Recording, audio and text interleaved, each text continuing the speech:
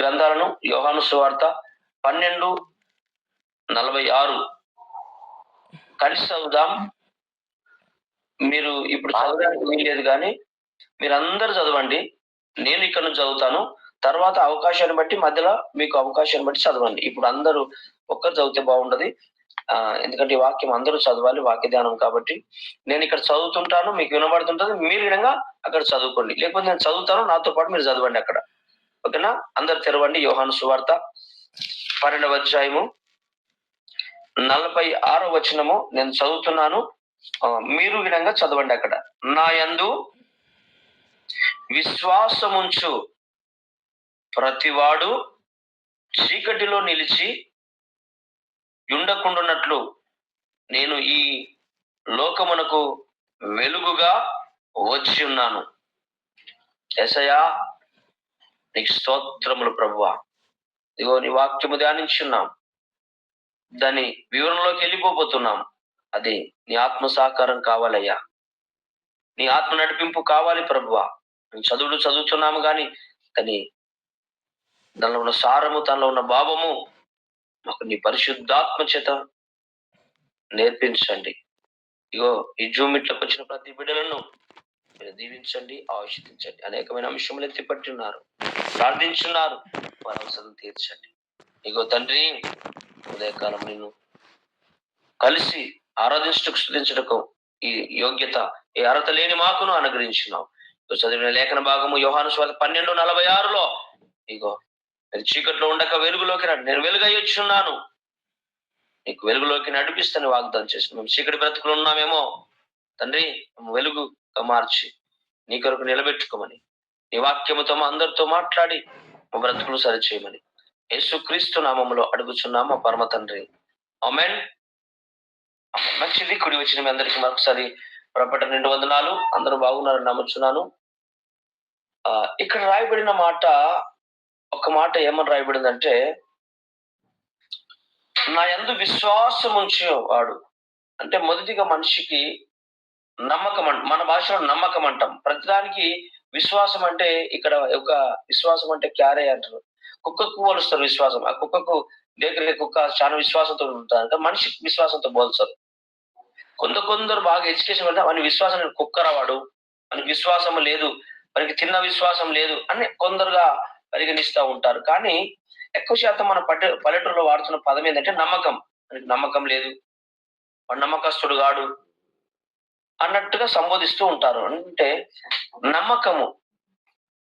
ప్రభు అంటున్నాడు, నా యందు విశ్వాసము ఉంచు ప్రతివాడు చీకటిలో నిలిచి ఉండకుండునట్లు, చీకటిలో ఉండకుండునట్లు ఈ లోకమునకు నేను వెలుగుగా వచ్చాను. నువ్వు చీకట్లో ఉన్నావా? ఈ యొక్క ఉదయకాల సమయంలో దేవునితో మాట్లాడు. నువ్వు వెలుగులోకి రావాలంటే వెలుగైన దేవుడు నీ హృదయంలోకి రావాలి. నీ హృదయము చీకటి అనగా పాపానికి సాదృశ్యం. పాపం చేయవాడు ప్రార్థించడు, ప్రార్థించేవాడు పాపం చేయడు, వాని మనసు అంగీకరించదు. పండగ క్రైస్తవులు ఉండగా మనం ప్రార్థించే క్రైస్తవులుగా ఉండాలి. కొందరు అందరికీ దేవుడు కావాలి, లోకము కావాలి. దేవుడు చేసిన అద్భుతాలు కావాలి, లోకంలో ఉన్న ఆచారాలు కావాలి, సంఘము కావాలి, ఇటు లోక స్నేహము కావాలి. వీరికి దేవుడు కావాలి, దయ్యము కావాలి, పరిశుద్ధాత్మ కావాలి, దురాత్మ కావాలి. వీళ్ళకు పరిశుద్ధంగా బ్రతకాలు అనుకుంటారు, అలాగే సేమ్ టైము పాపంలో బ్రతకాలను ఇష్టపడతారు. ఇవి ఎలా ఉంటుంది? వ్యతిరేక పదాలు ఒకటికొకటిగా ఈ యొక్క బ్రతుకులు కనబడతా ఉంటాయి. మందిరంలో ఉన్నప్పుడు ప్రభా ఇది నిజమే కదా, నేను మార్చుకోవాలి నా బ్రతుకు, ఇగో నీకోసమన్నా ఈ 2025లో బ్రతకలేకపోయినాను, 2025లో నీ కొరకు నేను బ్రతకాలని అనుకుంటాము, తీర్మానం తీసుకుంటాము, మాట ఇస్తాము. అందుకే చక్కగా మాట ఉంటది. మాట ఇచ్చి తిని నేను మరలా తప్పి తిని, దయతో నన్ను క్షమించు దేవా. మాట ఇచ్చి తిని నేను మరలా తప్పి తిని, దయతో నన్ను క్షమించు దేవా. చూడండి, సూర్యుడు లేనిదే వెలుగు లేదయ్యా, నువ్వు లేకపోతే మాకు బ్రతికే లేదు ప్రభువా. ఎన్నోసార్లు మాట ఇస్తున్నాం మనం, ప్రభువా ఈ సంవత్సరం అన్నా నీ కట్టుబడి ఉంటా, ఈ సంవత్సరం అన్నా నేను ప్రేమగా అనేకులకు సువార్త ప్రకటిస్తా, లేదా ఈ సంవత్సరం అన్నా క్రమము తప్పకుండా 53 ఆదివారములు నీ మందిరంలో కనబడతానయ్యా అని మాటిస్తాం, వాగ్దానం తీసుకుంటాం, ప్రార్థిస్తాం, ఎన్ని ఒట్లు కొడతాం. కానీ అవసరమైనప్పుడు నువ్వు డుమ్మగొట్టడానికి గిడంగా ఇష్టపడతావు. నువ్వు మాట ఇస్తున్నావు, పడిపోతున్నావు. ఎన్నిసార్లు అంటావు, ప్రభు నేను కష్టపడే ప్రతి రూపాయిలో నా వంతుగా నీ సేవకి ఇస్తానయ్యా అంటావు. పైసలు చేతి దగ్గర రాగానే బియ్యం సంచి గుర్తుకొస్తుంది, రూమ్ రెంట్ గుర్తుకొస్తుంది, పిల్లలకు ఫీజులు గుర్తుకొస్తుంటాయి, నీ శరీరానికి కావాల్సిన చీరలు గుర్తుకొస్తుంటాయి, మేకప్ కిట్ గుర్తుకొస్తుంటది. నేనేమన్నా తప్పు చేస్తున్నా ప్రభువా? ఇది అవసరమే కదా. ప్రభు అంటాడు అప్పుడు మత్తయి సువార్త 6లో అంటాడు, నీ అక్కర్లన్నీ నేను తీరుస్తాను తల్లి, మొదటిగా నా నీతి రాజ్యాన్ని వెతుకు, తీసుకొచ్చి నీ ఆ కానుకలు సమర్పించినప్పుడు అవి నేను దీవించి మరలా నీకు ఈ లోకంలో ఇస్తే 2 రూపాయలు మీకు తీస్తారో 3 రూపాయలు మీకు తీస్తారేమో, నేను అంతకు రెట్టింపు ఆకాశ వాక్యలు విప్పి పట్ట జాలంతగా విస్తారంగా దీవెనలు కుమ్మరిస్తా తల్లి. ఈ 2 రూపాయల కాడికి 3 రూపాయల కాడికి 100కి 200కి ఒక అకృతి పడుతున్నావు. పరుసు తెరవంగానే కానుకలు సమర్పణ అనగానే పరుసు తీస్తాం మేము పురుషులం అయితే, మరి మీరేం తీస్తారో నాకు తెలియదు. మీరు ముందే 15 బైబిల్ ఒక దగ్గర పెట్టుకొచ్చుకుంటారు ఫస్ట్ ఇట్లా 15 ఎక్కడంటే మర్చిపోతామని. మీ తెలివి అంతా నాకు తెలుసు. అందరూ ఏం చేస్తారంటే ఈ పొద్దు యవన కాలంలో ఏం చేస్తారంటే అంతా ఫోన్ పేలు గూగుల్ పే మీకు ఉండే కానీ మా పురుషులు ఏమంటే ఫోన్ పేలు పెట్టుకుంటారు. పర్సు ఇప్పుడు ఎవడు మెయింటైన్ చేస్తుండే, ఎవడు మెయింటైన్ చేస్తా అంతా పర్సు పట్టుకునేటప్పుడు ఫోనే అయిపోయింది జేబులా. ఏం చేస్తారంటే ఎంతో కొంత అక్కడ పెట్టుకుంటారు. మీ స్త్రీలు ఏం చేస్తారంటే 10, 20 బైబిల్ పెట్టుకొని వస్తా ఉంటారు. ఒకవేళ భర్త 100 రూపాయలు కానికిచ్చి సంఘం లేయి అంటే 100 ఎందుకు అవసరమా, దండగా 90 మనకుంటే పనికొస్తాయి కదా అని 10 రూపాయలు తీసుకొస్తారు వాళ్ళు. భర్త అనుకుంటాడు నా భార్య 100 వేసింది, ఈ రోజు మళ్ళా మాకు 200 రూపాయలు రాబోతున్నాయి అని ఆయన 1000 కళ్ళతో చూస్తాడు. ఆడు సిక్క రాదు, ఎందుకంటే నువ్వు అండగడంగా దొంగవే. కాబట్టి దయచేసి గుర్తుపెట్టుకోవాలా, నువ్వు ఇచ్చే దాంట్లో దేవుడు చూస్తున్నాను ఇవ్వడం నేర్చుకోవాలి. ఆ పదానికి నేను చూపిస్తాను. నువ్వు ఇచ్చే మనసు నీ దేవుడు చూస్తాడు. కాబట్టి ఇచ్చే మనసు స్త్రీలకు ఎక్కువగా ఉండదు, మీరు గుర్తుపెట్టుకోండి. ప్రార్థించే మనసు ఉంటుంది మీకు, స్తోత్రం చెప్పుకోండి మీకు మీరు, కానీ ఇచ్చే మనసు మీకు దగ్గర ఉండదు. ఒకవేళ భర్త ఇస్తామంటే అవసరమా, అందరు నువ్వే ఇస్తున్నావు సంఘంలో, నువ్వు ఒక్కనివనా బాగా ఆరిపోతున్నాయి ఏ దగ్గర, పిల్లలకి ఫీజు కట్టే మొక్కం లేదు కానీ ఇస్తాడంటే ఇస్తాడు. తిండి రూపాయలు మీరు తినండి అంటారు వీళ్ళు. అప్పుడు అంటాడు నాకు అర్థమైంది, నువ్వు ఒక ఓవర్ చేయక అంటాడు. కష్టపడుతుంది నేనే మరి నేనెందుకో నీ దగ్గర పోతా, మరి అమ్మల దగ్గరికి అంటది ఈమె. ఇట్లాంటి వైఖరి పల్లెటూరులో చాలా జరుగుతూ ఉంటది. కానీ భార్య జీతం రాగానే అయ్యా ఇది మొదటిగా దశమాంశం దేవునికి, మనకున్నా లేకపోయినా మనం పోషిస్తున్న దేవుడు ఉన్నాడు. నమ్మకంగా దేవుని వాక్యం కొంచెంలో నమ్మకముగా ఉండు మన వాక్యం సెలవిస్తా ఉంది. కరెక్ట్ వచ్చిన జీతాన్ని మోకరించి ప్రాణం చేసి అందుకేంటి నీ మనసు ఒప్పకపోయినా, నీ దురాత్మ నీలో నేను వెంటాడినా, ఇదిగో మొన్న ఏమనుకున్నావు, నీ ఫ్రెండ్ ఇప్పుడు బట్ట చీరకు పోయినప్పుడు చీర కనవాలేదా, వచ్చిన నెల కొంటాను లేవా, అది తీసుకో. దేవునికి ఏమి ఇస్తావు, చీర వస్తుంది నీకు. లేకపోతే పోయిన నెల ఏమన్నావు, నీ బిడ్డలకు డ్రెస్ ఇప్పిస్తాను మాట ఇచ్చినవా, ఇగో అని వాడు లేని తలంపులో నీకు నూరిపోస్తుంటాడు వాడు. ఎప్పుడు జీతం వచ్చినప్పుడు. అప్పుడు సాతానా వెనక్కి పో అని నువ్వు గద్దించి సమర్పణ చేసి ఉంటే దేవుడు నువ్వు అనుకుండొచ్చేమో గాని, నువ్వు అనుకోవచ్చు మందికి మిత్తికిస్తే 2 రూపాయలు మా అంటే 3 రూపాయలు రావచ్చేమో గాని, నువ్వు దేవునికి ఇస్తే ఎలా ఉంటుంది తెలుసా, మన గ్రంథంలో ఆకాశ వాక్యులు విప్పుతాడంట. ఆకాశం చిన్నగా ఏమి ఉండదు. ఆ విప్పితే అంటే నువ్వు ఓళ్ళో ఇట్లా ఇక్కడ ఓళ్ళో పట్టుకుంటే కనుక కొంగు పట్టుకుంటే సరిపోదంట ఆ దీవెన. ఆయన నరమాత్రుడు గాడు మాట ఇచ్చి మర్చిపోవడానికి, దేవుడైన ఆకాశ వాక్యులు విప్పి పట్టసారంతగా విస్తారమైన దీవెనలు నీకు కుమ్మరించుదని అన్నాడు. అబ్బా ఎంత వండర్ఫుల్ మాట అండి అది. ఆ మాటను పట్టుకొని కనుక నువ్వు ప్రార్థిస్తే నీకు దేవుడు అద్భుతం చేయబోతాడు. అందుకే ఇచ్చే విషయంలో ఆ వెలుగుగైన దేవుడు నీ మీదకి రావాలంటే నువ్వు చీకట్లో బ్రతుకుతున్నావేమో ఈ ఉదయకాలము, ఆయన వెలుగైన దేవుడు నీ కొరకు నా కొరకే ఒక దినం 2000 సంవత్సరాల క్రితము వచ్చిన దేవుడు, వెలుగైన దేవుడు, నిన్ను నన్ను వెలిగించుటకు ఆయన పరమును విడిచి భూమి మీదకి అడుగుపెట్టిన ఏకైక దేవుడు ఉన్నాడంటే ఈ లోకంలో ఆయనే ప్రభువైన యేసుక్రీస్తుల వారు అని మనం యథార్థంగా నమ్ముకోవాలి. అందుకే దాన్ని బట్టి అక్కడ మత్తయి సువార్త 2వ అధ్యాయము 11వ వచనం చదవండి. ఆడికొస్తున్నాం మరలా. ఆడ ఒక్క మాట చెప్తే ఇంతటితో వాక్యం ముగించబడుతది. మీకు లాస్ట్‌లో ఒక్కరికైనా అవకాశం ఇద్దాం. అక్కడ టైం మిస్ అయితుంది. ఇక్కడ పొడిగించబడతా ఉన్నది. చూద్దాంలే, టైంను చూసుకుంటే కాదు. అట్లయిన విధంగా టైం ఇంపార్టెంటే. ఒక్క 2 మాటలు ఇక్కడ రాయబడి ఉంటాయి, చూస్తారా తల్లి ఒకసారి? ఆ మాటలు చూసుకొని మత్తయి సువార్త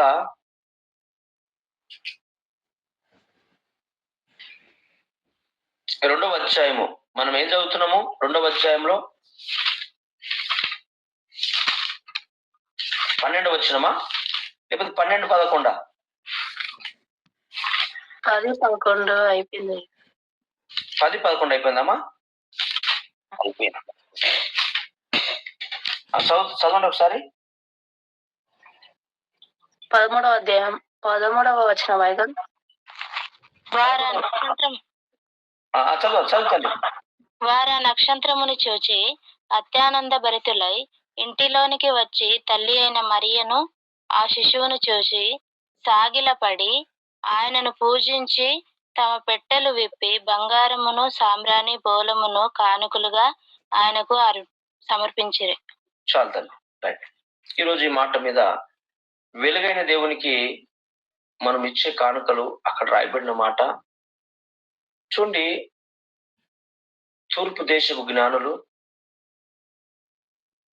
బంగారము, సాంబ్రాణి, బోలము ఈ 3 తీసుకొచ్చి తల్లి అయిన మరియను చూశారు, యేసును చూశారు. కానీ మరియను మొక్కక యేసును మ్రొక్కి వారు చూడడానికి వచ్చి విధంగా వాటిలో కలిగింది బంగారము, ఇక వెండి, సాంబ్రాణి ప్రభు అయిన యేసుక్రీస్తు పాదాల చెంత పెట్టి మ్రొక్కి మరలా తన ప్రాంతానికి బయలుదేరినట్టుగా మనం లేఖనం చూస్తాం. నేనంటున్నాను, ఈరోజు నువ్వు యేసు సన్నిధికి ఆదివారం వస్తున్నావు. నువ్వు కనీసం బంగారం ఇవ్వకపోయినా, వెండి ఇవ్వకపోయినా, సామ్రాణి ఇవ్వకపోయినా నీ హృదయాన్ని అయితే ఇస్తున్నావా? ఆయన నీ వెండి బంగారం కోరట్లా, నీ వజ్రాలను కోరట్లా, నీ హృదయాన్ని ఒక్కదాన్ని అడుగుతున్నాడు. ఆ హృదయంలో నాకు స్థలం ఇస్తావా నా బిడ్డ? ఎందుకు అడుగుతున్నాడు హృదయాన్ని అంటే, ఆ హృదయము ఆయన కట్టుకున్న నిలయం అది. ఇది నీది నాది కాదు. ఆయన కట్టుకున్న హృదయము, ఆయన కట్టుకున్న దేవాలయం అది. అందులో నాకు స్థలం ఇస్తావా అన్నాడు. ఈరోజు నువ్వు కానుకిస్తావో లేదో నాకు తెలియదు, కానీ నీవే ఒక కానుకగా ఈ 2025 సంవత్సరంలో దేవునికి కనుక సమర్పించుకుంటే నిన్ను అనేకులకు ఒక దీవెనకరంగా, ఆశీర్వదకరంగా మనుషులుగా కని ప్రార్థన చేద్దాం. ఈరోజు నువ్వు సమర్పించుకుంటే నీ వెండి బంగారములు, నీ వైడర్యములు, నీ యొక్క ఏమి అవసరం దేవునికి. దేవునికి కావాల్సింది నీ హృదయం ఒక్కటే. కోళ్ళు గొర్రెలను అడగలేదు, కొబ్బరికాయలు అడుగలేదు, నీ హృదయం ఒక్కటిమ్మన్నాడే ఆయన మన యేసయ్య స్వామి. నీ హృదయం ఒక్కటిమ్మన్నాడే ఆయన మన యేసయ్య స్వామి. ఆయన అడుగుతుంది ఏదంటే, నీ హృదయాన్ని నాకు అనుగ్రహించు, నీ పాత హృదయ జీవితాన్ని తీసుకొచ్చి నా ముంగడు పెట్టు, దాన్ని నూతన హృదయంగా మారుస్తాను, దాన్ని పవిత్రంగా మారుస్తాను అని వాగ్దానం చేసిన దేవుడైన. ఈరోజు ఆనాడు జ్ఞానులు యేసయ్యను చూడడానికి ఆ ఇంటిలోనికి వచ్చినప్పుడు యేసు ప్రభు చిన్నగా ఉన్నాడు, 15 నుంచి 2 సంవత్సరాల బిలో ఉన్నాడు. అప్పటికి నడవలేడు, కూర్చోలేడు, బోర్రబడే అవకాశం అది అంతే. గోడను పట్టుకోనో తల్లిని పట్టుకొని నిలబడే అవకాశం ఉండొచ్చేమో, కానీ ఇక్కడ అతడు ఆ ఎండి చూడలేడు, ఆ బంగారము చూడలేడు. ఆ చిన్న పసికందుకు బంగారం, వెండి, సాంబ్రాన్ని సమర్పించినట్టుగా మనం చూస్తున్నాం. ఈరోజు నీవు ఈ 2025 సంవత్సరంలో నువ్వు బంగారం, వెండి ఇస్తావో లేదో తెలియదు, కానీ కనీసము నీ హృదయాన్ని దేవునికి ఇస్తే దాన్ని బహుగా దీవించే దేవుడు, బహుగా ఆశ్రయించే దేవుడు. ఇంతకుముందు సహోదరి మనం ఎలా జీవించామో, ఎలా బ్రతికామో అది నీకు నాకు ఖచ్చితంగా తెలుసు. ఎందుకంటే జీవిస్తున్న మనకి అర్థం కాకపోతే ఇంకెవరికి అర్థమవుతుంది? తప్పిదములు చేస్తున్నామేమో, మాట ఇచ్చి మర్చిపోతున్నామేమో, లేదా కొన్ని అనుకున్న పనులు దేవుని కొరకు చేయలేకపోయినామేమో. కానీ మళ్ళా దేవుడు నీకు నూతన సంశయం అనుగ్రహించబోతున్నాడు. మళ్ళా ఒక దయాకిరీటం నీకు అనుగ్రహించబోతున్నాడు. నువ్వు నేను చేసిన పాపాలకు, దొంగతనానికి, ఈ మాటలకు అసలు మరలా బ్రతికే అవకాశమే లేదు. ఎందుకంటే ఆజ్ఞ అతిక్రమమే పాపం అన్నాడు. పాపం వల్ల వచ్చే జీతం మరణం అన్నాడు. మరి మనం మాట ఇచ్చి మరలా తప్పిపోతిమి, వస్తానన్నాం రాకపోతిమి, ఇస్తానని ఇయ్యకపోతిమి. నీ సేవలో ఎంతో సమర్పణ కలిగి ఉంటా ప్రభు అంటివి, లేవే. నీ దశమాంశం ప్రతి నెల నమ్మక మానక, నాకు ఎన్ని కష్టాలు వచ్చి నేను ఇస్తానని వాగ్దానం చేసినావు. కానీ దశమ భాగం జీతం రాగానే నీ ఖర్చులు, నీ లిస్టు రాసుకుంటువే, నీ లెక్కలు చూపిస్తువే. నేను ఏమైనా తిన్నా తాగినా ఇంటి సంసారానికే కదా, నా బిడ్డల కొరకు కదా పెట్టింది ప్రభు, మా కొరకు కదా నువ్వు ప్రాణం పెట్టింది. మా అవసరం తీర్చకపోతే ఎట్లా, మా అక్కర్ నిలవకపోతే ఎట్లా, మాకు సరిపోతలేదు జీతం అంటావు. కొంచెం జీతం పెంచితే మళ్ళీ ఇంకా సరిపోతుంది అంటావు. ఎందాక సరిపోదు నీకు, చచ్చిందాకా సరిపోదు నీకు. కానీ వచ్చిందంటే నేను సరిపెట్టుకొని బ్రతకదా. నీ నీ ఖర్చులు తగ్గించుకో, నీ సోకులు తగ్గించుకో, నీ వృధా ఖర్చులు తగ్గించుకో. ఒక రోజు ఒక పాల ప్యాకెట్ కదా, మలమల పాల ప్యాకెట్ కొనకు. ఈ పొద్దుగల రోటెడ్ షాదాగుడు బంద్ చేయి ఫస్ట్. నువ్వు ఈ చక్కెర తప్పుతుంది, ఈ బిస్కెట్ తప్పుతాయి, వృధా ఖర్చు బంద్ చేయి. ఇవన్నీ వేస్ట్ ఖర్చులు కావా? ఇవన్నీ తగ్గించుకుని నీకు అమౌంట్ ఎందుకు మిగలది? సరిపోతలేదు ప్రభు, సరిపోదంటే ముందు నీ కోరికలు తగ్గించుకో, నీ ఆశలు తగ్గించుకో, ఉన్నదాంట్లో తృప్తిగా బ్రతకడం నేర్చుకో. అప్పుడు అన్ని సరిపోతాయండి. నీకు నెలకు 10-20 వస్తుందేమో, ఏమి రానుడు ఉన్నాడు భూమి మీద. మరి ఆడేలా బతుకుతున్నాడు? గుడిసెలు అక్కడ వేసుకున్న వాడికి అసలు అడుగ తింటే కనుక పప్పు అన్నం పెడుతున్నారు, కానీ 1 రూపాయి ఇవ్వట్లా. మరి వాడేలా బ్రతుకుతున్నాడు? సరిపోతలే అంటున్నావు కదా. మరి 1 కోటి రూపాయలు ఇస్తే ఏం చేస్తావు? ఇల్లు కొనుక్కుంటా అంటావు, 10 లక్షలు ఇస్తా అంటావా? ఇవే. వచ్చిన దాంట్లో తృప్తిగా నమ్మకంగా దేవునికి ఇవ్వడం నేర్చుకో. దాన్నే దేవుడు దీవిస్తే నువ్వు గొప్పగా దీవించబడతావు. కోల్గేట్ అధినేత 100లో 90% దేవునికి ఇచ్చాడు, 10% తన బిజినెస్ కు వాడిండు. దీవించబడలేడా? దీవించబడాడు కదా. నేను అంటున్నాను, వీలైనంత మట్టుకు నువ్వు 10 వంతే కాదండి, 23% ఇవ్వాలి దేవునికి. తెలుసా మీకు ఆ విషయం? 23% ఇవ్వాలి. 10వ వంతేమో సంఘములో దైవజనికి ఇవ్వాలి. ఇంకా 30% సంఘ సేవ నిమిత్తం ఇవ్వాలి. కొందరు ఏం చేస్తారంటే, కానుకలు ఇస్తున్నాం కదా, ఆయన సేవనన్ను చేసుకొని తిన్నాను తాగనని తాగని ఏమని చేసుకొని అంటాడు. కానీ 10% నిన్ను కాయుతున్నందుకు, నీకు కాపరిగా ఉన్నందుకు తన అవసరం నిమిత్తం వాడుకుంటాడు.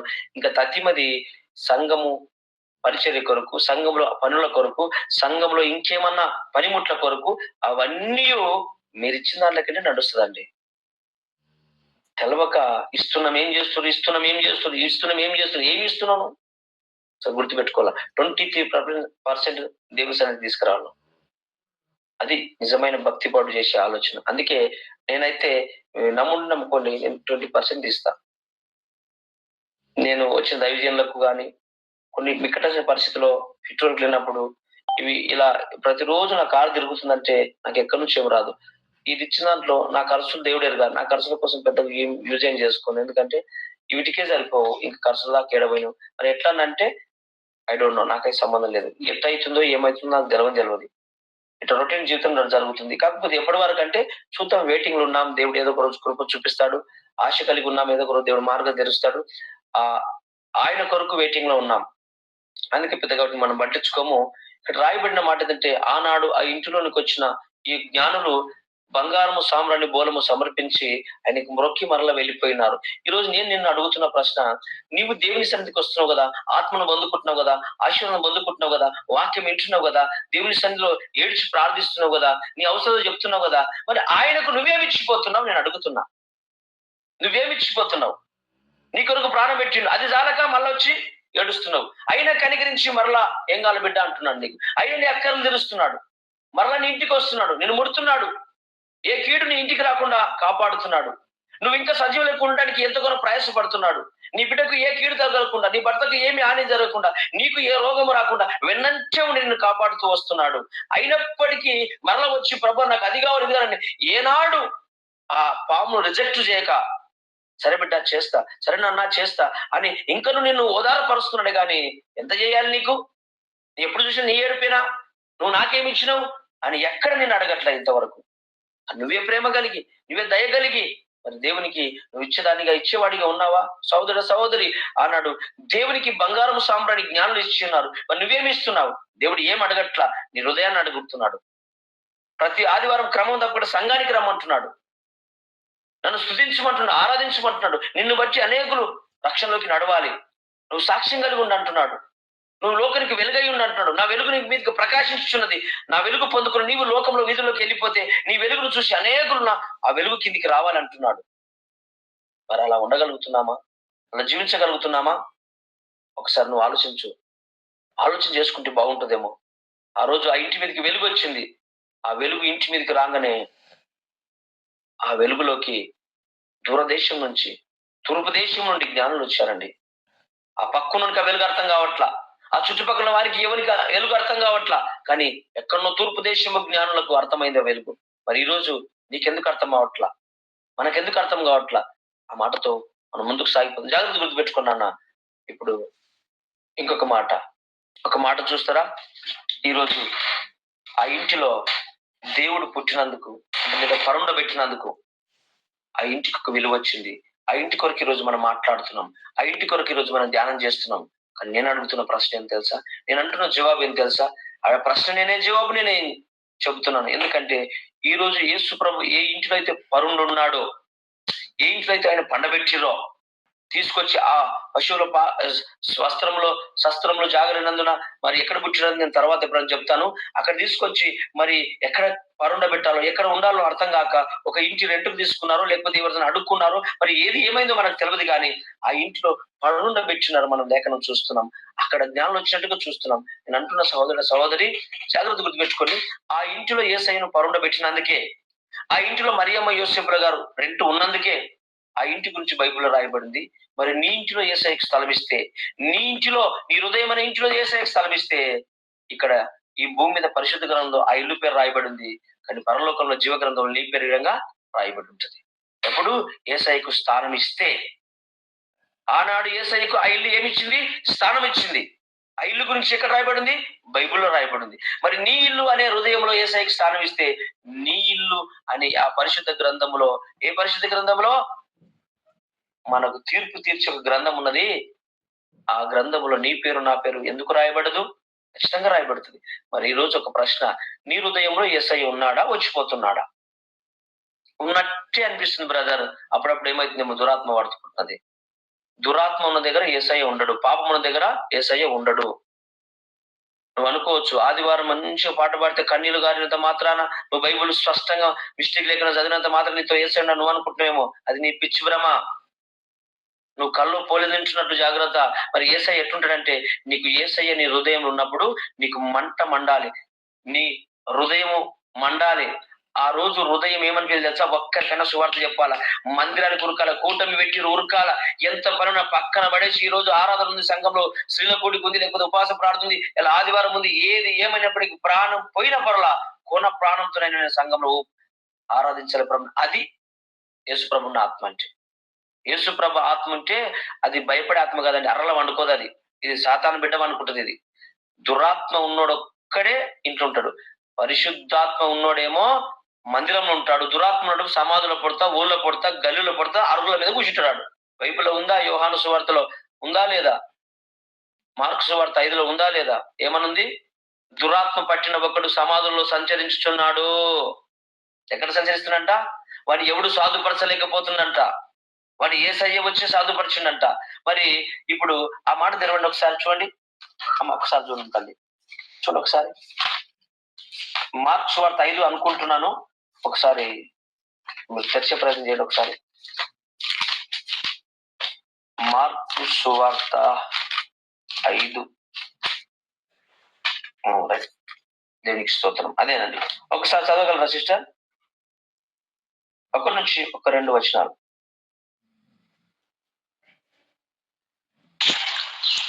వారు సముద్రమునకు అద్దరినున్న గేరసేనుల దేశమునకు వచ్చిరి. ఆయన దోణి దిగగానే అపవిత్రాత్మ పట్టిన వాడు కూడా సమాధులలో నుండి వచ్చి ఆయనకు ఎదురుపడి, వాడు సమాధులలో వాసము చేసేటివాడు. సంకెళ్లతోనైనను ఎవడునూ వాణ్ణి బంధింపలేకపోయెను.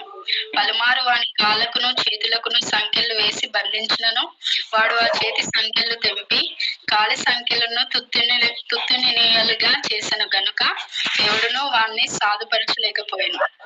వాడు ఎల్లప్పుడూ రాత్రింబగళ్ళు సమాధులలోను కొండలలోను కేకలు వేయచ్చు తన్ను తాను రాళ్లతో గాయపరుచుకొనుచునుండెను. వాడు తర్వాత దురాత్మ పరిస్థితి ఏంటంట, పెయి మీద బట్టలు ఉంచుకోడు, రాయి తీసుకుని తనకు కోసుకుంటాడు. 124 hours దురాత్మ వచ్చినాడు అరుగుల మీద ఫోన్లు ఒత్తుకుంటా, వయసుల చుట్టూ, ఆ కొంప చుట్టూ ఈ కొంప చుట్టూ, లేదా ఈ రకరకాల వైఖరిలో బ్రతుకుతుంటాడు. ఏం పట్టింది వానికి? అందుకే ఏం పట్టింది అట్లా తిరుగుతున్నావు తిండి తిప్పలు లేకుండా, దయ్యం పట్టి నాదిని ఇక్కడ దింపు అని మన తల్లి మనం అంటున్నది ఒకసారి. ఏం పట్టింది అయ్యా నీకు దయ్యం అని ఎట్లా అరుస్తున్నావు అంట. మనమే మాట్లాడుకుంటాం ఇళ్ళలో, పెద్ద మంది కోసం మనకు అవసరం లేదు. అయితే ఈ రోజు నీకు ఏ ఆత్మ పట్టింది ఒకసారి ఆలోచన. పరిశుద్ధాత్మ పట్టి నువ్వు ఏం చేస్తావు తెలుసా? ఆ మాట నీకు ఇప్పుడు చూపిస్తా, అతని కొరకే చూపిస్తా. మళ్ళా ఇప్పుడు దురాత్మ పట్టింది అతనికి. ఇప్పుడు ఏం చేస్తుండ ఆయన? సంఖ్యలతో కట్టేసి బంధించిన కానీ ఎవడును వాడిని సాధుపరచలేక వాడు తుత్తిలుగా తెంపుకొని, ఎందుకంటే వాడు తెంపుకోవట్లా, వానికి అంత సీన్ లేదాడా. ఎవరు తెంపుకుంటున్నారు? సాతానుగాడు తనలో ఉన్నాడు కాబట్టి, వాడు బలాఢ్యుడు కాబట్టి తెంపుకుంటున్నాడు. మరి నేను అంటాను, ఇదే కట్లతో ఇదే గొలుసులతో సంసోన్ను కట్టేశారు. మరి ఏ ఆత్మ వచ్చి తెంపుకున్నాడు ఆయన? దురాత్మ వచ్చి తెంపుకున్నా, పరిశుద్ధాత్మ వచ్చి తెంపుకుండా?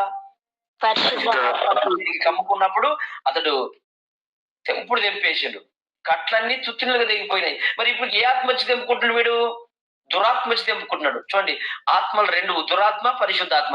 నీ మీద ఏ ఆత్మ సంచరిస్తుందో ఒకసారి గుర్తుపెట్టుకో. నిజంగా నీ మీద ఆత్మ సంచరిస్తుందో తెలుసుకోవాలంటే నువ్వు మంచిగా అద్దం ఉంటే అద్దం దగ్గరకు పోయి చూసుకో. దయ్యాన్ని చూడాలని ఎవరికైనా ఆశ ఉందా? అద్దం కాడికి పోయి చూసుకోండి. మీరు ప్రేమగా ఉన్నప్పుడు అద్దం కాడికి పోతే దేవత వల్ల మీరు కనబడతారు.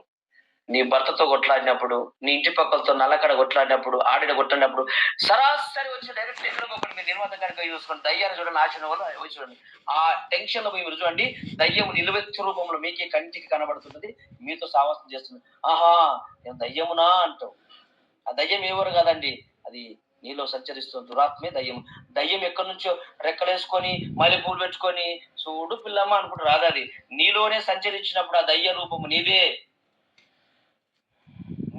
మీరు చూడండి, నార్మల్ గా ఉన్నప్పుడు మీ జడు ఊసిపోదు, కొట్టాడేటప్పుడు జడు అట్లా ఎవడో పట్టుకొని జడు ఊసిపోతుంటది. ఎందుకంటే అది ఇట్లా ఊపుతా ఉంటాడంట. మీరు అంతకుముందు కొంగు కిందుకుంటది, 2 నిమిషాల్లో కొట్లాడేటప్పుడు ఆ కొంగు మీద మీరే మాట్లాడుతున్న కొట్టాడు ఇక్కడ వచ్చేస్తా ఆటోమేటిక్. అది ఎట్లా వస్తుందో నాకు అర్థం. అంటే దురాత్మ ఎక్కడెక్కడ సెట్ చేయాలో అక్కడ సెట్ చేస్తాను నిన్ను బలపరుస్తుంటది, అది రేపుతా ఉంటది. న్యాయప్రవృత్తులు 13 చివరి వచనం ప్రకారము యెహోవాత్మ సంసోను మీద దిగినప్పుడు రేపెను అని ఉంటది మాట. దురాత్మ నేను రేపినప్పుడు ఏం చేస్తావు అంటే సంఖ్యలు తెంపుకుంటావు, సమాధులు కొరుకుతావు, అరుగుల మీద కూర్చుంటావు, ఆడికి పోతావు, టీవీ చూస్తావు. ఎంత చెప్పినా టీవీ పని చేయాలంటే ఒకటే లొక్కుతావు. చూడండి ఎన్ని రకాలుగా ఉంటావు. దురాత్మ పడితే అంటే అన్ని రకాలుగా ఉంటావు. ఈ రోజు దురాత్మ పడితేనేమో ఏ రీతిగా ఉంటావు. పరిశుద్ధాత్మ దర్శిస్తే నువ్వు ఏడుంటావు తెలుసు. ఆ మాట చూడండి, బైబిల్లో ఇక్కడనే ఉంటుంది చూడండి ఆ మాట. మార్క్స్ వార్త చదివినావు కదమ్మా, 5వ అధ్యాయంలో ఆ మాట చదువుతాను, దాని నుంచి బయటకు తీసుకొచ్చేద్దాం. 17వ వచనం చదువుతామమ్మా ఒకసారి. తమ ప్రాంతంలో విడిచిపొమ్మని వారు ఆయనను బతిమాలు కొనసాగిరి. ఆయన దోణ ఎక్కినప్పుడు దయ్యములు పట్టినవాడు ఆయన యుద్ధ తన్నుండనిమ్మని ఆయనను బతిమాలు కొనెను గాని ఆయన వానికి సెలవీయక, నీవు నీ ఇంటి వారి యుద్ధకు వెళ్ళి ప్రభు నీ అందు కనికరపడి నీకు చేసిన కార్యములన్నిటినీ వారికి తెలియచెప్పుమనెను. వాడు వెళ్ళి యేసు తనకు చేసినవన్నీ దేకపోలిలో ప్రకటింపనారంభింపగా అందరూ ఆశ్చర్యపడింది. ఇగో 14 వచనం ఒకసారి చదువుతాను. 14 వచనం. ఆ పందులు మేపుచున్న వారు పారిపోయి పట్టణంలోను గ్రామములలోనూ ఆ సంగతి తెలియజేసిరి. జనులు జరిగినది చూడవెళ్ళి యేసునొద్దకు వచ్చి, సేనా అను దయ్యములు పట్టినవాడు బట్టలు ధరించుకొని స్వస్థచిత్తుడై కూర్చుండి ఉండుట చూచి భయపడిరి. జరిగినది చూచిన వారు దయ్యములు పట్టిన వానికి కలిగిన స్థితియు పందుల సంగతియు ఊరి వారికి తెలియజేయగా తమ ప్రాంతంలో విడిచిపోమని వారు ఆయనను బతిమాలు కొనసాగిరి. చూడమ్మా, అంతకు ముందేమో దయ్యం పట్టినోడు సమాధిలో పడుతూ అడవుల్లో పడుతూ తిరిగి ఉన్నాడు, తను తాను గాయపరుచుకున్నాడు. ఇక్కడ యేసు ప్రభు ఎప్పుడైతే వానిలో ఉన్న దయ్యాన్ని గద్దించిండో, ప్రారదోలిండో, వాడు మరలా బట్టలు కట్టుకున్నప్పుడు వాడిని ఎలా చూస్తారంట? ఆశ్చర్యంతో, భయంతో చూస్తారంట. అరే వీడు వాడేనా నాయన, వీడు బట్టలు నటిస్తున్నా, వీడు ఏందిరా నాయన, మళ్ళా ఇంతకు ముందు అడవిలో తిరిగినోడు ఇప్పుడు ఏం చేస్తా అని చెప్పి భయపడుతున్నారు. అలాగే వీటిని బట్టి ఆ యేసయ్యను ఊళ్ళకి వెళ్ళగొడుతున్నారంట. కానీ అతన్ని 2 రోజులు ఉంచుకొని బతిలాడితే యేసయ్య అంటున్నాడంట, అయ్యా నువ్వు నా ఎంబడి రావద్దు, నువ్వు ఇలాగే మీ ఊర్లో నిలబడి మీ ప్రాంతానికి వెళ్ళి దేవుడుగా నేను ఎంత గొప్ప కార్యం చేసినో దెక్కపోలి అనగా 10 పట్టణాలకు సువార్త చెప్పిందంట. ఎన్ని పట్టణాలకు? 10 పట్టణాలకు. దెక్కపోలి అనే పదానికి 10 పట్టణాలని మీనింగ్. అక్కడ రాసుకోండి. దెక్కపోలి అనే పట్టణంలో వెళ్ళి సువార్త చేస్తే 10 పట్టణాలు, గ్రామాలు కాదండి, పట్టణాలకు సువార్త చెప్పిండు. అంటే ఎలా ప్రభు ఆత్మ తొందర పెడితే ఏం చేసిందో చూడండి. మరి ఈ రోజు ఎప్పుడు నేను ప్రభు ఆత్మ తొందర పెట్టలేదా? యేసు ప్రభుని నమ్మిన నీకు ఎప్పుడు ఆత్మ దిగి రాలేదా? ఆత్మ దిగొచ్చిన వారు ఇట్లా పనిచేస్తారండి. దురాత్మ దిగొచ్చిన వారు అట్లా పనిచేస్తారు, ఆత్మ దిగొచ్చిన వారు ఇట్లా పనిచేస్తారు. మరి ఏ ఆత్మ నిన్ను సంచరిస్తున్నది, ఏ ఆత్మ నీ మీద పోరాటం చేస్తుందో ఒకసారి సహోదరా సహోదరిని గుర్తుపెట్టుకో. పరిశుద్ధాత్మ నడిపింపులో ఉన్నావా, దురాత్మ నడిపింపులో ఉన్నావా? ఈ ఉదయకాల సమయంలో దేవుడు నీతో అడుగుతున్నాడు. ఇక నుంచి అయినా 2024 ఏ దురాత్మతో ఉన్నావో తెలియదు, ఏ పరిశుద్ధాత్మ సావం చేసినావో తెలియదు. ఇక నుంచి అయినా 2025 అడుగు పెట్టబోక మునిపే ఇంకా నీకు కొద్ది దినములు ఉన్నాయి. ఆ కొద్ది దినంలో ప్రభుని అడిగి, ప్రభువా నీకు నచ్చినట్టు నేను బ్రతకలేనయ్యా, మాట ఇచ్చినా తప్పిపోయినాయి ప్రభువా, ఎన్నోసార్లు నా గొంతెమ్మ కోరికలే తప్ప ఎప్పుడు నీ సేవ కొరకు నేను ప్రార్థించలేనయ్యా, ఎప్పుడు ప్రభువా నీ సేవకునిచ్చే భాగ్యం నాకు దయచేయి ప్రభా, నేను ఎప్పుడు కోరలేను ప్రభువా, కనీసం దయచేసి ఈ నూతన సంవత్సరం అడుగు పెట్టబోక ముందన్నా నీ సేవ కొరకైనా లేకపోతే నీ పరిచర్య కొరకు ప్రభువా, అయ్యా మేము ఎంతగానో రుణపడి ఉండాలి నాయన. ఈ రోజు నువ్వు లేకపోతే మాకు బ్రతికే లేదు ప్రభువా, ఈరోజు నీ వాక్యం మాకు లేకపోతే మాకు జీవనమే లేదయ్యా. కానీ మేము బ్రతుకుతున్నామంటే అది కేవలం నీ కృప నాయన. మరి నీ సేవ విస్తరింపబడాలి అంటే మేము సేవకు వెళ్ళలేము, కానీ కనీసం వెళ్ళే వారికన్నా మేము సహకరించాలి ప్రభువా. మేము సేవ చేయలేము మా పరిస్థితులను బట్టి, కానీ చేస్తున్న వారికన్నా మేము సహకరించాలి ప్రభువా. మా వంతుగా మేము కష్టపడాలి ప్రభువా. అందుకు మాకు ఒక అవకాశం ఇవ్వని ఒక మాట అడగగలవా సోదరి సోదరి? చూడండి, జాగ్రత్తలు పెట్టుకొని ఆనాడు యేసయ్య ఆ పాకలో లేదా ఆ ఇంటిలో పరుండబెట్టినందుకే ఆ ఇల్లు ఈ రోజు గ్రంథంలో రాయబడింది. ఈ రోజు నీ హృదయం అనే ఇంటిలోకి వస్తే ఈ రోజు నీ పేరు జీవ గ్రంథంలో రాయబడి ఉంటది. నేను అంటున్నాను, ఇదే యేసయ్యను శిలువ మీద కొట్టి చంపి సిలువేసినందుకు ఈ రోజు ప్రతి ఇంటిలో సిలువ ఉంది, ప్రతి వీధిలో సిలువ ఉంది, ప్రతి చర్చి మీద సిలువ ఉంది. సిలువ ఏందండి? ఒక చెక్క అండి, దానికి విలువ లేదు. రోమా పట్టణంలో ప్రతి ఒక్కరికి సిలువేస్తారు. ఎవరికి? పాపం చేసిన వారికి. అది అది తగ్గము. ఎవరైతే రోమా పట్టణంలో శిక్ష, మన దగ్గర శిక్షని చేయలేయడము, లేకపోతే వానికి గ్రామ పంచాయతీ దగ్గర తీసుకొచ్చి చెప్పు దెబ్బలు కొట్టడము, లేదంటే వానికి పోలీసులు తీసుకుపోయి వానికి కఠిన గారాగారి శిక్ష, ఉరి శిక్షను, లేదా 7 ఏళ్ళు, 8 నెలలు, 3 నెలలు జైలు వేసి ఇంత ఫైన్ కట్టడము, మళ్ళీ బెయిల్ మీద బయటికి రావడం మన దగ్గర ఉన్న శిక్ష ఇది. కానీ రోమాలో ఏముంది తెలుసా? ఎవడైనా దొంగతనం చేస్తే, వ్యభిచారం చేస్తే, పక్కన భార్యను పట్టుకుంటే, లేదంటే అన్యాయంగా వాడిని పొడిచి చంపితే, లేకపోతే వగేర వగేర ఏదైనా కానీ అది చేస్తే వాళ్ళకు ఉన్న తీర్పు ఏంటంటే సిలువేయాలి. సిల్వ. మరి సిలువేసినాక ఎట్లా చంపాలంటే చంపుడు ఏం లేదు. ఇక సిలువ మీద నువ్వు అలాగే ఉంటే కాకులు గదులు వచ్చి నిన్ను పొడుచుకొని తింటాయి 3 రోజుల తర్వాత. నువ్వేం తినడు, అవి ఆహారం, వాటికే ఆకాశ పక్షులకు ఆహారం అయిపోతారు వాళ్ళు. అయితే ఇక్కడ ఏం జరిగిందంటే అక్కడ రోమా సామ్రాజ్యంలో యేసు ప్రభు ఉన్నాడు కాబట్టి తప్పు చేసిండు యేసయ్య అని వాళ్ళ భావన. మనకైతే కాదు. పిలాతే అంటాడు, ఈయనలో ఏ దోషం నాకు కనబడుతుంది అంటాడు. కానీ మనం అనుకుందాం, తప్పు చేసి మనందరి పాపాలు వేసుకొని సిలువలో వేయబడ్డాడు. వేయబడిన తర్వాత ఏం జరిగిందంటే ఈ రోజు ఆ శిలువ మీద ఇంతకు ముందు యేసు ప్రభు కొరకు ఎవడు పుట్టలేడా? యేసు ప్రభు కొద్ది ఎవడు ముందు పుట్టలేడా? చాలా మంది పుట్టారు. ఆయనకొక్కరికి అక్కడ ఉన్న ప్రజలందరికీ సిలువేశారు. కానీ ఎవనికి సిలువేసినప్పుడు సిలువకు అంత ఘనత రాలేదు. యేసయ్యకి ఎప్పుడైతే సిలువేసిరో అప్పుడు సిలువకు విలువ పెరిగింది. చాలా మందికి సిలువేసిరండి ఆ ప్రాంతంలో, కానీ ఆ సిలువను బట్టి ఎవరికి ఘనత రాలా. సిలువను ఎవడు కేరే చేయలేడు. కానీ ఎప్పుడైతే ప్రభువైన యేసుక్రీస్తుకు సిలువ వేశారో ప్రపంచం అంతా సిలువ వైపు చూసడం ఆరంభించింది. అదే నిజమైన క్రిస్మస్. యేసు ప్రభు నీ కొరకు నా కొరకు కలవరిగిరిలో ఆ సిలువలో చనిపోయినప్పుడు ప్రతి ఒక్కరూ ఆ సిలువ వైపు చూడడం ఆరంభించారు. అంతకుముందు చాలా సిలువలు వేయబడ్డాయి, కానీ ఏ ఒక్కడు సిలువ వైపు తిరగల. కానీ సిలువ వేయడం బట్టి సిలువకి ఏమొచ్చింది? ఘనత వచ్చింది. మరి ఈరోజు నీవు ఆ యేసయ్యను కలిగి ఉంటే నీకు నాకు ఘనత ఎందుకు రాదు? ఇంకో మాట, ఒక దినమున మీకు తెలుసు మత్తయిలో, మార్కు, లూకా, యోహానులో కనబడుతుంటది. ఆయన ఒక దినము గాడిద మీద ప్రయాణం చేసినందుకే, ఒక దినము యెరూషలేములోకి ఆయన గాడిద మీద ఊరేగించినందుకే గాడిదకు అంత విలువొచ్చింది. మరి ఈ రోజు ఒక్క దినమన్నా నీ హృదయంలో పెట్టుకుంటే నీకెంత ఘనత వస్తది? ఒకసారి ఆలోచించు. ఒక దినమున ఆయన నజరేతు పట్టణంలో పెరిగినందుకే, యోహాను సువార్తలో ఉంటది 4వ అధ్యాయంలో. యోహాను సువార్తలో మనకు కనబడుతుంటది. నజరేతులో పెరిగినందుకే ఆయనకి ఏం పేరొచ్చింది? నజరేయుడైన యేసు అని పేరొచ్చింది. 30 ఏళ్ళు అక్కడ పెరిగినందుకేనండి. పుట్టినందుకు కాదు. పుట్టింది బెత్లెహేములో. నజరేతులో పెరిగినందుకే నజరేతు వాడైన యేసయ్య, ఓ నజరేయుడైన యేసయ్య నన్ను బాగుపరచవా, ఎక్కడ పేరు తగ్గలేదండి. అదే పేరు కంటిన్యూ అయింది. అంటే ఆ పేరు ఏమన్నా దీవెనకరమైందా? శపితమైనది, పాపకరమైనది. ఏ మాత్రం ఘనత లేని ప్రాంతం ఆ ప్రాంతము. ఆ నజరేతు అయిన పట్టణము శపితమైన ప్రాంతము, వెలివేయబడిన ప్రాంతము. అక్కడ ఎవడు యోగ్యుడు లేడండి, ఎవడు మంచోడు కాదు. అందుకే నతనేలు అంటాడు, నజరేతు నుంచి ఏదైనా మంచిది ఏదైనా రాగలదా? అది పనికిరాని పట్టణం కదండి. ఈరోజు నువ్వు నేను పనికొచ్చున్నామా? నువ్వు నేను మంచోళ్ళమా? నువ్వు నేను యోగ్యులమా? కామే. కానీ ఈరోజు మంచి యేసయ్య నీ హృదయంలోకి వస్తే, మంచి ప్రభు నీ హృదయంలోకి వస్తే నువ్వు మంచోడిగా మార్చబడతావు. నువ్వు మంచోడిగా మార్చబడతావు. ఆ రోజు నజరేతులో పెరిగినందుకే నజరేతు వాడని పేరు వచ్చింది. ఈ రోజు నీలో నాలో యేసయ్య పుడితే మరి ఈరోజు మనకు మంచి పేరు ఎందుకు రాదండి? వస్తది, ఖచ్చితంగా వస్తుందండి. ఈరోజు యేసయ్యను నువ్వు ఆలోచన చేస్తున్నావా? ఒకసారి నువ్వు ఆలోచన చేస్తే నువ్వు జాగ్రత్తగా గుర్తుపెట్టుకో. ఈరోజు నీ ఇంటిలో నా ఇంటిలో యేసయ్య పుట్టాలని మనం ప్రార్థించుకోగలమా? చూడండి, జాగ్రత్త గుర్తుపెట్టుకోండి. ఈరోజు నీకు నాకు విలువ పెరగాలి అంటే, నీకు నాకు ఘనత రావాలి అంటే, విలువ కలిగిన దేవుడు నీ ఇంటిలోకి రావాలి. నేను ఒక ప్రశ్న అడుగుతానండి. నేను ఇక ముగించినాను. ఒక ప్రశ్న మీకు అడుగుతాను, జాగ్రత్త గుర్తుపెట్టుకోండి. జాగ్రత్త గుర్తుపెట్టుకోండి. ఆ గృహకుడికి పెట్టుకుంటా, ఇల్లు కట్టుకున్నప్పుడు ఇల్లు రూపాయలు కటింగ్ చేస్తారు కదా, చేస్తారా చేయరా? అమ్మా చేస్తారా? చేసినప్పుడు కూటమి పెట్టుకుంటారా? రూపాయలు కటింగ్ అనేది పెట్టుకుంటూ సాక్ష్యం చెప్తారు కదా అక్కడ. చెప్తారా తల్లి? మీరు ఊ అంటారు, ఊపరా అంటలేరు. వీడు సోది చెప్తున్నాడు, అమ్మ వీళ్ళకి టైం లేదు ఆయన అనుకుంటారు. మీరు అనుకున్నా పర్లేదు, నాకు శివులు వినబడతలేవు, నా టార్గెట్ నేను రీచ్ కావాలి, ఏం చేస్తా? అంతే కదా. కూరగాయలు అంటాడు, సాయంత్రం పూట అందరు పోతుంటే చీకటి ఎత్తుంటాడు, ఏమంటాడు?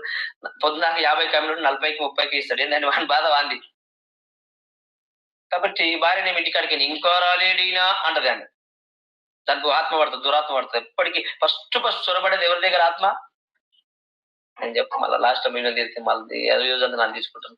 ఫస్ట్ దురాత్మ పట్టేది ఎవరికి తెలుసా? మాకే అన్నాడు ఎవరైనా? పురుషులు కాదు, స్త్రీలు. రైట్. కాబట్టి చూడండి, ఇల్లు కట్టుకుంటాం చక్కగా. కట్టుకున్న తర్వాత రుబ్బెన్ కటింగ్ పెట్టుకుంటాం. అవకాశాన్ని బట్టి సాక్ష్యం చెప్తారు. ఏమని చెప్తారు? మాకు ఇగో మా కష్టాల్లో, మా బాధలో మాకు దేవుడు కృప చూపి ఇగో చక్కటి ఇల్లు కావడానికి మాకు అవకాశం ఇచ్చాడు. ఆయనకు మహిమ కలుగును గాక. మీరందరూ బుక్కెడు తిని దీవించుకోండి. ఈ సాక్ష్యాన్ని ప్రభు దీవించును గాక అంటది తల్లి. ఏ తల్లి? నీవే. రేపు పొద్దుగాల కడుతున్నావు నువ్వు ఇల్లు, 2025 పునాది అయిపోతున్నావు. ఏ ఇల్లు? ఏ ఇల్లు తల్లి? ఈ లోక సంబంధం ఇల్లు కోసం మాట్లాడుతున్నావు అనుకున్నావా? నీ ఇల్లు కోసం మాట్లాడుతున్నా. అది ఎప్పుడో కూలిపోతున్నది, ఎప్పుడో కుక్కర పడుతున్నది. అది ఎక్కడి నుంచో మళ్ళా మెత్తు దాన్ని, రేపు అంటే దాన్ని. కానీ నేను అంటున్నా, సాక్ష్యం చెప్తాం మంచిగానే. ఈ లోకరీతిలు కానీ పరలోకం వీళ్ళు కానీ చెప్పిన తర్వాత నాకు ఒక డౌట్ వస్తాడ. ఆ డౌట్ కోసం చెప్తున్నా. చెప్పిన తర్వాత ఏం చేస్తారంటే, ఇది యేసయ్య కట్టించిండు, మేము ఇన్ని కష్టాలు ఉన్నాం, ఎన్ని బాధలు ఉన్నాం, అసలు షాప్ పడుతుందో లేదో అనుకున్నాం. మా బంగారం గిరి పెట్టినాం, మా మేనత్త తప్పులు తెస్తుంది, మా బావలు తెస్తుంది. మాకు ఇంకా మార్గంలో కానరానప్పుడు మాకు దేవుడు అద్భుతం చేసిండు. ఏం చేసిండు? ఇచ్చిండయ్యా. అవునా, మంచిగా సంతోషం తల్లి. అయిపోయింది. ఇక మరి యేసయ్య ఇంత కష్టపడి నీకు ఇల్లు కడితే యేసయ్య దగ్గర ఎప్పుడన్నా గృహకుడికి పెట్టినావా? ఇంట్లో ఎప్పుడన్నా పెట్టినావు? ప్రతివారం పెట్టినావు ఎప్పుడన్నా? ఎప్పుడన్నా యేసయ్య ఇంటిలో యేసయ్య ఉండాలా, మంది ఉండాలి? ఎవడన్నా యేసయ్య ఉండాలి కదా. మరి ప్రతి వారము యథార్థంగా ఒక గృహకుడికి ఉందా ఇంట్లో? ఇది యేసయ్య కట్టిన పెద్ద ఇల్లు. సోఫా సెట్లు పెడతావు, ఫ్రిడ్జ్లు పెడతావు, ప్రతి రోజు తీసుకొచ్చి అరల వండ పెడతావు. చుట్టాలు వస్తే 10 రోజులు అరల వండ పెడతావు. మనకి సకల విధాలు సకల భోజనం వండి పెడతావు. పక్షపర్మన్న వండి పెడుతుండు. మరి ఎప్పుడైనా సేవకుని పిలిచి, అయ్యా ఈరోజు మా ఇంట్లో ప్రతి వారం మేము ఒక తీర్మానం తీసుకున్నాం, మాకు ఇచ్చిన యేసయ్య ఇంటిలో ఆయన ఉన్నాడు, ఆయన కట్టించిండు, ఆయనకు మహిమ వచ్చినట్టుగా ప్రతి వారం మేము ద్రోకొట్టి పెట్టుకుంటాం ఇంత అని చెప్పి నీ యొక్క డైరీలో రాసుకున్నావా? ప్రతి నెల మా అమ్మని తోలుకొచ్చుకుంటాం, ప్రతి నెల మా బంధువులు తోలుకొచ్చుకుంటాం, ప్రతి నెల మేము విందు చేసుకుంటాం. ఎవరింట్లా? యేసయ్య ఇచ్చిన ఇంట్లో. మరి ఆయన ఏడున్నాడు? ఆయన ఎలగొట్టి ఎప్పుడు కట్టించేంత వరకే ప్రభువా ప్రభువా ప్రభు అంటివి. కట్టినాక మెల్ల బట్టి దొబ్బితే గేట్ వేసినాం. మీ అత్త మీ అమ్మ ఎంత దొబ్బినా అట్లా దొబ్బిన వేసాను. ఆయన ఏడుచుకుంటూ పోయిండు. ఇక మళ్ళీ నీ దయ్యాలను నీ రాక్షసుని అంతా తీసుకొచ్చి ఇట్లా నింపుతీవి. ఇక అమ్మమ్మను నింపుతీవి, అయ్యను నింపుతీవి, అక్కను నింపుతీవి. ఇక 10 రోజులు వాడి ఇంట్లో వన్నా నువ్వు అని నిలగొట్టవు. యేసయ్య వస్తే అప్పుడే, అయ్యా పాస్టర్ గారు ఇంకెంతసేపు పెడతావు వాక్యము, ఆకలి అవుతున్నది, పిల్లలు వాగుతున్నారు, ఆపరాదయ్యా, ఏ సోది పెట్టినప్పుడు మీ అమ్మమ్మ తెల్లందాకా ముచ్చట పెట్టి నీకు నిద్ర రాదు ఆ సోది ముచ్చట్లు ఎంతైనా పెడతావు ఇంట్లో. కానీ యేసయ్య కట్టించిన ఇంట్లో ఎప్పుడైనా ప్రతి ఆదివారం ఒక తీర్మానం తీసుకొని గురువు కూడా పెట్టుకున్నావా? ప్రభు నువ్వు ఇచ్చిన ఇల్లును బట్టి నీకు వందనాలని ప్రతి వారం కూటమి పెట్టుకున్నావా? ఇంట్లో పెట్టుకో. అంతెందుకు ప్రతి వారం సంఘానికి వచ్చిన ఈ ఆత్మీయ ఇల్లు కోసం మాట్లాడితే వచ్చిన, ఇది యేసయ్య ఇల్లు కదా, యేసయ్య ఆత్మ ఉంది కదా, మరి ప్రతి వారం సంఘానికి వచ్చినవా? రాలేదు. ఈరోజు నువ్వు ఆలోచించు, యేసయ్య నీలోనికి వస్తేనే నీకు విలువ. ఈరోజు గాడిద మీద ఎక్కితే గాడిదకి విలువ వచ్చింది, శిలువ మీద చనిపోతే శిలువకి విలువ వచ్చింది, బెత్లెహేము అనే ప్రాంతంలో పుడితే ఈ రోజు బెత్లెహేము ప్రాంతానికి ఒక విలువ వచ్చింది, నజరేతు పెరిగితే నజరేతుకు విలువ వచ్చింది. మరి ఈ రోజు ఆ విలువ కలిగిన దేవుడు విలువ లేని మన హృదయంలోకి వస్తే మనకు విలువ ఎందుకు రాదండి? నువ్వు వద్దన్నా వస్తుంది మన వెంబడి, నువ్వు వద్దన్నా వస్తుంది. ఎందుకంటే నువ్వు చేయాల్సింది, నేను చేయాల్సింది ఏం తెలుసా? ఆ విలువ గల దేవుని హృదయం తెరిచి నా హృదయంలోకి రాయసయ్యని ఆహ్వానించడం తప్ప ఇంకా నువ్వు చేయాల్సింది ఏమి లేదు. దీనికి ఎల్ఐసి కట్టిన అవసరం లేదు, పాలసీ కట్టిన అవసరం లేదు, నేను నెలకు స్కీమ్ కట్టిన అవసరం లేదు. ఏం చేయాలో నోరు తెరిచి, ప్రభువా నా హృదయంలోకి రాయసయ్యా, నాతో ఉండు ప్రభు అని ఒక్క మాట నువ్వు అడిగితే ప్రభు నీ హృదయంలో ఉండి స్థిరకాలం ఉండడమే కాదు, ఆయన నిన్ను దినదినం అభివృద్ధిలోకి నడిపిస్తూ నిన్ను గొప్పగా దీవిస్తాడు. ఆనాడు ఓబేదెదోము ఇంటిలో మందసం ఉన్నప్పుడు ఓబేదెదోము ఇంటి ఏమి చేయబడింది? దీవించబడినది, ఆశీర్దించబడినది. మనం ఏం చేస్తాం తెలుసా? నయమాను గాడు కప్పుకున్నట్టు మన పాపాన్ని కప్పుకుంటా ఉంటాం, మన లోపాలను కప్పుకుంటా ఉంటాం. అసలు వాస్తవానికి ధర్మశాస్త్రం ప్రకారం కుష్ఠరోగ విషయాన్ని ఎలగొట్టాలా, ఊర్లోకి గ్రామాలకి ఎలగొట్టాలా. అందరిని ఎలగొచ్చారు, కానీ నయమాను గారిని ఎవడని ఎలగొచ్చిండా? మన కుష్ఠరోగం లేదా వాడు అరలా కూర్చొని దాపెట్టుకుని ఎవరికి తెలియకుండా కవర్ చేసిన వాడు దాని జీవితాన్ని. కానీ ఏదో ఒక దినమున ఒక పాప చూసి బట్టబయలు చేసిందా లేదా? చేసింది. ఈ రోజు బట్టబయలు చేయడం కాదు, ఆమె ఏం చేసింది?